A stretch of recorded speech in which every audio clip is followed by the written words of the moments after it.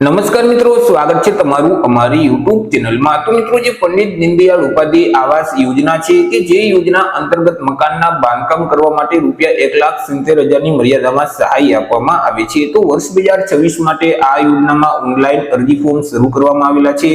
અરજી ફોર્મ જાતે કેવી રીતે ભરી શકાય તેના વિશે સ્ટેપ બાય સ્ટેપ એક જ વિડીયોમાં આપણે માહિતી મેળવી લઈએ।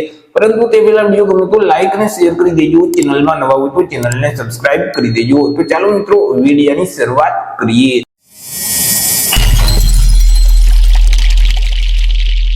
તો સૌથી પહેલા તો મિત્રો, તમારે તમારા મોબાઈલમાંથી અથવા તો લેપટોપ કે પીસી માંથી કોઈ પણ એક ઇન્ટરનેટ બ્રાઉઝરને ઓપન કરવાનું રહેશે અને ત્યાં સર્ચ બોક્સમાં તમારે ટાઈપ કરવાનું રહેશે ઈ સમાજ કલ્યાણ। હવે જેવું તમે ઈ સમાજ કલ્યાણ ટાઈપ કરી તમે તેને સર્ચ કરશો એટલે તમારી સામે આ મુજબની એક સ્ક્રીન ઓપન થઈ જશે કે જ્યાં ઈ સમાજ કલ્યાણની ઓફિશિયલ વેબસાઇટ તમને સૌથી પહેલા જોવા મળશે, esamajkalyan.gujarat.gov.in। તો તે વેબસાઇટ ઉપર તમારે ક્લિક કરવાનું રહેશે। વેબસાઇટ ઉપર ક્લિક કરશો એટલે ઈ સમાજ કલ્યાણનું જે પોર્ટલ છે તે ઓપન થઈ જશે।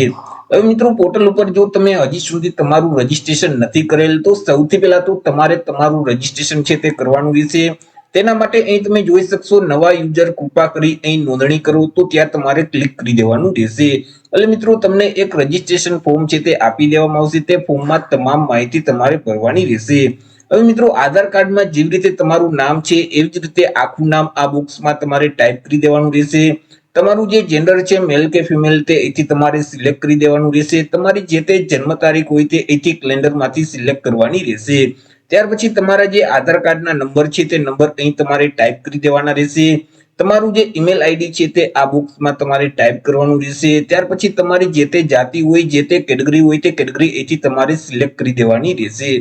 તમારા જે મોબાઈલ નંબર છે તે નંબર આ બોક્સમાં ટાઈપ કરી તમારે જે પાસવર્ડ રાખવો હોય તે પાસવર્ડ અહીં તમારે ટાઈપ કરી દેવાનો રહેશે અને તે જ પાસવર્ડને કન્ફર્મ કરવા માટે અહીં તમારે ટાઈપ કરવાનો રહેશે। અહીં તમને એક કેપ્ચા આપેલ છે, અહીં જે સરવાળો પૂછેલ છે તેમનો જે આન્સર આવે તે આન્સર આ બોક્સમાં ટાઈપ કરી રજીસ્ટરના બટન ઉપર તમારે ક્લિક કરી દેવાનું રહેશે। જેવું તમે રજીસ્ટરના બટન ઉપર ક્લિક કરશો તો પોર્ટલ ઉપર તમારું રજીસ્ટ્રેશન છે તે થઈ જશે। તમને એક રજીસ્ટ્રેશન નંબર છે એટલે કે યુઝર આઈડી નંબર આપવામાં આવશે। તે યુઝર આઈડી નંબર અને તમે જે પાસવર્ડ સેટ કરેલ છે તે પાસવર્ડ વડે આગળ તમારે લોગિન કરવાનું રહેશે।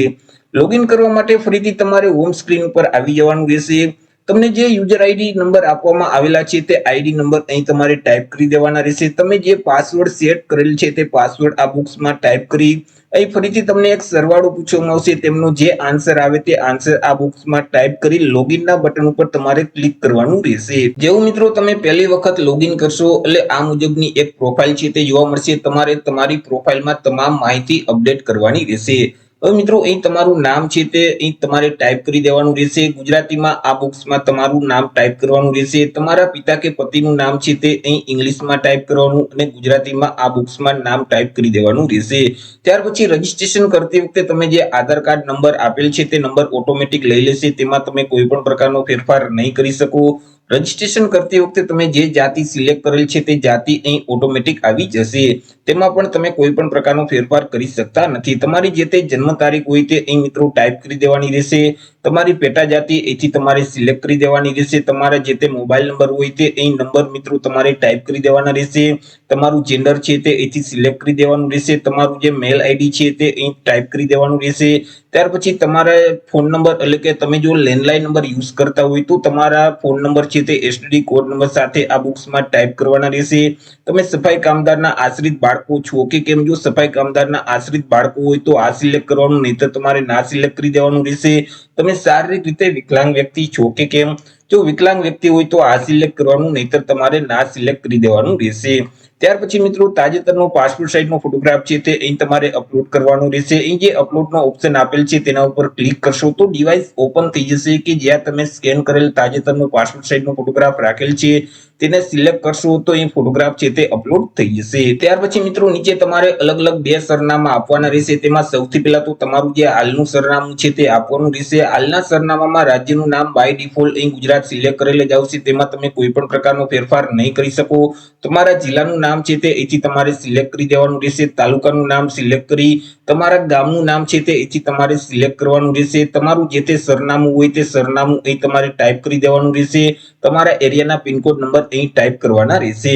ત્યાર પછી નીચે તમારે કાયમી સરનામું આપવાનું રહેશે. જો હાલનું સરનામું અને કાયમી સરનામું બંને એક જ હોય તો અહીં જે ચેકબોક્સ છે તેમાં તમારે ટીક કરી દેવાનું રહેશે, જેથી કરી કાયમી સરનામું છે તે હાલના સરનામા મુજબ ઓટોમેટિક આવી જશે. પરંતુ બંને અલગ અલગ હોય તો તેમાં પણ રાજ્યનું નામ, જિલ્લાનું નામ, તાલુકાનું નામ, ગામનું નામ સિલેક્ટ કરી તમારું સરનામું અહીં ટાઈપ કરી અને તમારા એરિયાના પિનકોડ નંબર અહીં તમારે ટાઈપ કરી દેવાના રહેશે. તમામ વિગત ભરાઈ જાય એટલે અહીં જે અપડેટ નો ઓપ્શન આપેલ છે તેના ઉપર તમારે ક્લિક કરી દેવાનું રહેશે, જેથી કરી તમારી પ્રોફાઇલ છે તે અપડેટ થઈ જશે. જેવી મિત્રો તમે તમારી પ્રોફાઇલને અપડેટ કરી દેશો એટલે આ મુજબની એક સ્ક્રીન ઓપન થઈ જશે. તેમાં અહીં તમે જોઈ શકશો પંડિત દીનદયાળ ઉપાધ્યાય આવાસ યોજના, તો તેના નામ ઉપર તમારે ક્લિક કરવાનું રહેશે એટલે ફરીથી આ મુજબની સ્ક્રીન ઓપન થશે. તેમાં યોજનાને લગતી તમામ માહિતી તમારે એકવાર વાંચી લેવાની રહેશે. કયા કયા ડોક્યુમેન્ટની જરૂર પડશે તેનું લિસ્ટ પણ આપેલ છે, તે પણ તમારે એકવાર વાંચી લેવાનું રહેશે. ત્યાર પછી ઓકે નો જે ઓપ્શન આપેલ છે તેના ઉપર તમારે ક્લિક કરી દેવાનું રહેશે એટલે ફરીથી આ મુજબની સ્ક્રીન ઓપન થઈ જશે.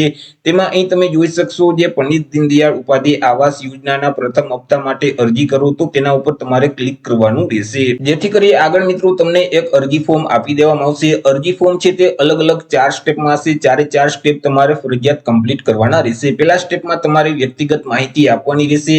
તેમાં મિત્રો વ્યક્તિગત માહિતીમાં તમે જે પ્રોફાઇલમાં માહિતી અપડેટ કરેલ છે તે માહિતી ઓટોમેટિક લઈ લેશે. જેમ કે મિત્રો તમારું જે નામ છે તે ઓટોમેટિક આવી જશે પ્રોફાઇલ મુજબ, તમારા પિતા કે પતિનું નામ પણ અહીં ઓટોમેટિક આવી જશે. ત્યાર પછી જેન્ડર છે તે પણ ઓટોમેટિક આવી જશે, તમારી જન્મ તારીખ છે, તમારી હાલની ઉંમર કેટલી છે, ત્યાર પછી તમારી જાતિ કઈ છે, પેટા જાતિ કઈ છે, તમારા મોબાઈલ નંબર છે, તમારું મેલ આઈડી છે, તમારા ફોન નંબર છે, આ તમામ વિગત છે તે અહીં પ્રોફાઇલ મુજબ ઓટોમેટિક આવી જશે. ત્યાર પછી તમારી રેશન કાર્ડની વિગત છે તે આપવાની રહેશે. તમારા જે તે રેશન કાર્ડ નંબર હોય તે નંબર અહીં તમારે ટાઈપ કરી દેવાના રહેશે. રેશન કાર્ડમાં મિત્રો તમારા નામની સામે એક મેમ્બર આઈડી નંબર આપેલ હશે, તે તમારા મેમ્બર આઈડી નંબર શું છે તે આઈડી નંબર અહીં તમારે ટાઈપ કરી દેવાના રહેશે. જો તમારી પાસે ફેમિલી આઈડી નંબર હોય તો તમે તે આઈડી નંબર અહીં ટાઈપ કરી શકો છો. અહીં જે ડિક્લેરેશન આપેલ છે તેને વાંચી એક્સેપ્ટ કરવા માટે અહીં ચેકબોક્સમાં તમારે ટિક કરી દેવાનું રહેશે. ત્યાર પછી નીચે મિત્રો જે તમે પ્રોફાઇલમાં હાલનું સરનામું અને કાયમી સરનામું આપેલ છે તે અહીં ઓટોમેટિક લઈ લેશે, પરંતુ તમે તેને બદલવા માંગતા હોય તો બદલી શકશો. તમામ વિગત ભરાઈ જાય એટલે સેવ એન્ડ નેક્સ્ટ નો જે ઓપ્શન આપેલ છે તેના ઉપર તમારે ક્લિક કરવાનું રહેશે.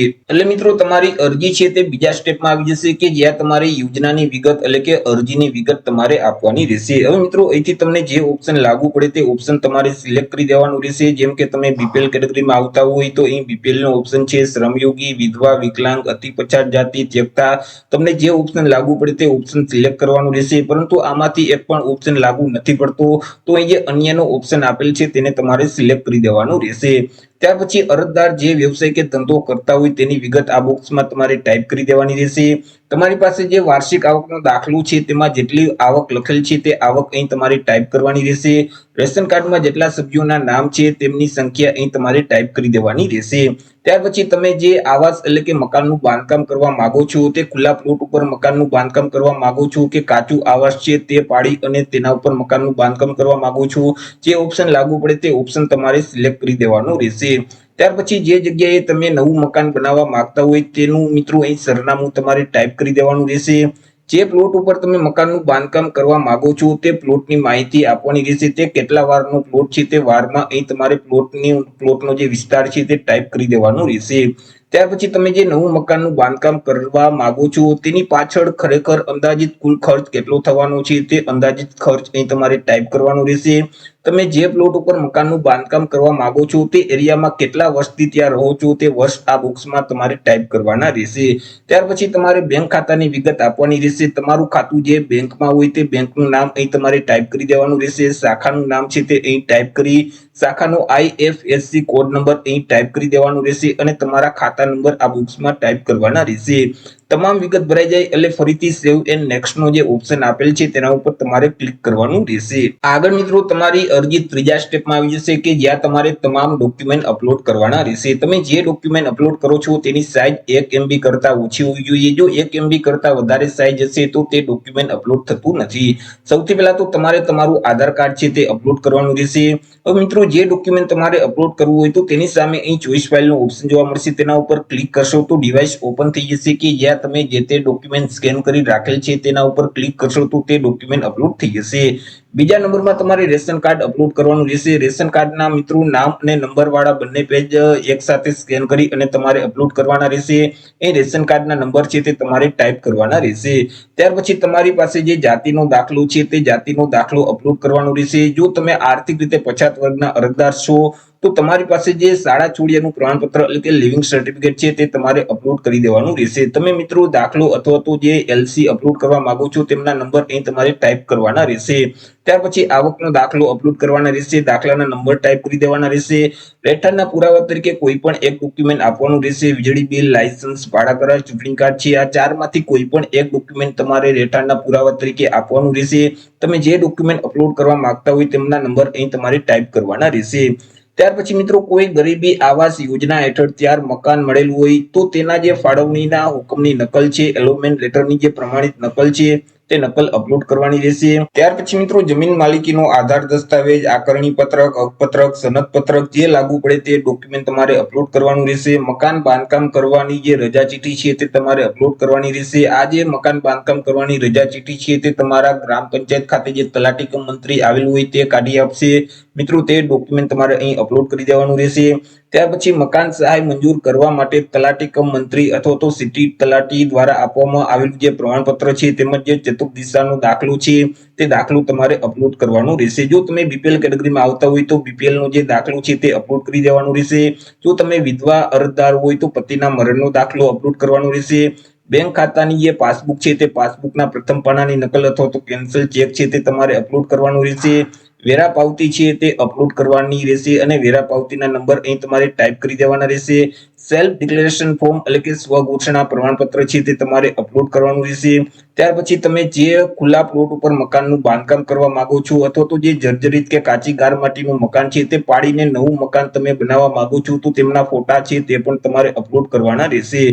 જો પ્લોટ છે અથવા તો જે મકાન છે તે સંયુક્તના નામે હોય એટલે કે એક કરતા વધારે અરજદારના ખાતે હોય તો બાકીના જે અન્ય અરજદાર છે તેમની સંમતિ પત્રક છે તે તમારે અપલોડ કરવાનું રહેશે.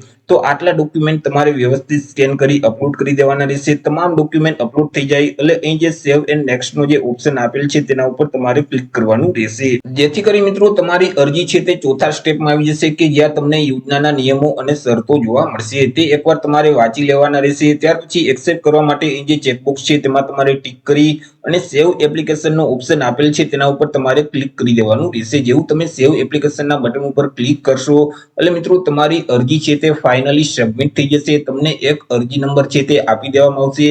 તે અરજી નંબર તમારે સાચવી રાખવાનો રહેશે. મિત્રો અરજી સબમિટ કર્યા પછી ભવિષ્યમાં જો તમારે તમારી અરજીનું સ્ટેટસ જાણવું હોય તો ફરીથી હોમ સ્ક્રીન ઉપર આવી જવાનું રહેશે. અહીં તમને ઓપ્શન જોવા મળશે તમારી એપ્લિકેશનની સ્થિતિ જુઓ ત્યાં તમારે ક્લિક કરવાનું રહેશે એટલે ફરીથી આ મુજબની સ્ક્રીન ઓપન થઈ જશે. તમને જે અરજી નંબર આપવામાં આવેલા છે તે અરજી નંબર અહીં તમારે ટાઈપ કરી દેવાના રહેશે. તમારી જન્મ તારીખ અહીંથી કેલેન્ડરમાંથી સિલેક્ટ કરી સ્થિતિજોનું ઓપ્શન આપેલ છે તેના ઉપર તમે ક્લિક કરશો તો તમારી જે અરજીનું જે તે સ્ટેટસ હશે તે અહીં તમને જોવા મળશે. તો એ રીતે મિત્રો જે પંડિત દીનદયાળ ઉપાધ્યાય આવાસ યોજના છે તેમાં તમે જાતે જ ઓનલાઈન અરજી કરી શકો છો. તો આશા રાખું છું વિડીયો પસંદ પડ્યો હશે. વિડીયો પસંદ પડ્યો તો લાઈક અને શેર કરી દેજો. ચેનલમાં નવા હો તો ચેનલને સબસ્ક્રાઇબ કરી દેજો. ફરી મળીશું એક નવા ટોપિક સાથે એક નવા વિડીયોમાં. ત્યાર સુધી જય હિન્દ, વંદે માતરમ.